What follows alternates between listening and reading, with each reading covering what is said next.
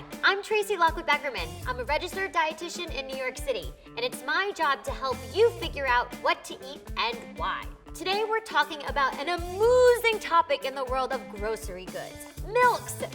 Seems like a new dairy alternative pops up at the coffee shop every day. So how do you know what to choose? What are the different kinds of milk? And why is everyone switching? I'm here to answer all of these questions and more to help you milk up your mind when it comes to cow versus alternative milks.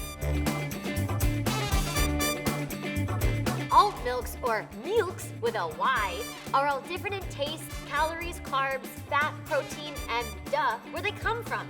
But why is everyone hating on dairy? A dairy-free diet is quite common to stumble upon in today's world. With an increase in both dietary and allergy concerns, people are relying on alternatives to cow's milk more and more. By switching to dairy-free milks, believers think it can be good for their skin and their digestion. Supporters of alt milks are also wooed by the lower amounts of sugar, calories, and carbs. The rise in plant-based dining and increased environmental consciousness over the past few years has also kept these options in high demand. Struggling to keep it all straight? Don't cry over spilt milk. I'll dive into the pros and cons of a few of the most popular choices. Almond milk is low in calories, contains no saturated fat, is a good source of vitamins A and E, is vegan and lactose-free, and it's very, very easy to find. As a bonus, it also has good levels of calcium.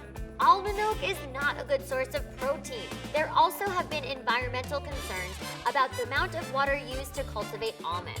Oat milk comes from oats. It's packed with a ton of health perks. Like whole oats, oat milk can provide energy and strengthen bones. It also has a great flavor and texture and is favorable to use in dessert recipes because of its natural sweetness. It contains a high amount of protein and fiber and is typically enriched with iron, calcium, and vitamins A, B12, and D. It may also lower cholesterol thanks to beta-glucan, a soluble fiber found in oats. Now that's something I can promote. Oat milk isn't perfect though. It can sometimes be processed in the same facilities as gluten-containing products.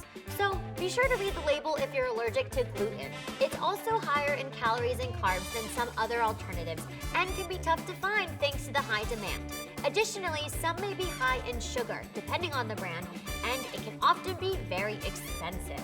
Coconut milk is a great non-dairy option as it seldom is an allergen. Because it has a creamier and thicker texture than other alt milks, it's commonly used in coffee, baking, stews, soups, and curries. When fortified, coconut milk is a great source of calcium, vitamin A, and vitamin D. It is also keto-friendly. However, unfortunately, coconut milk has the highest amount of saturated fat than all the other non-dairy milks. It's also not a great source of protein, may be high in sodium, and can contain the additive carrageenan, which may cause digestive issues for some. Rice the roof! Like coconut milk, rice milk is another rarely allergenic milk alternative.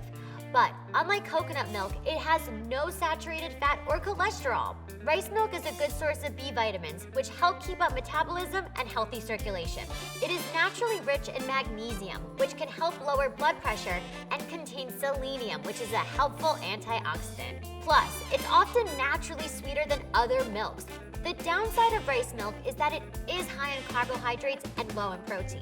This makes it the least desirable option for people with diabetes, as it can make blood sugar rise rapidly. It is also low in calcium and vitamin D, and some argue that it's not the tastiest option. If I do soy myself, soy is a great source of protein, vitamin A, vitamin B12, and isoflavones.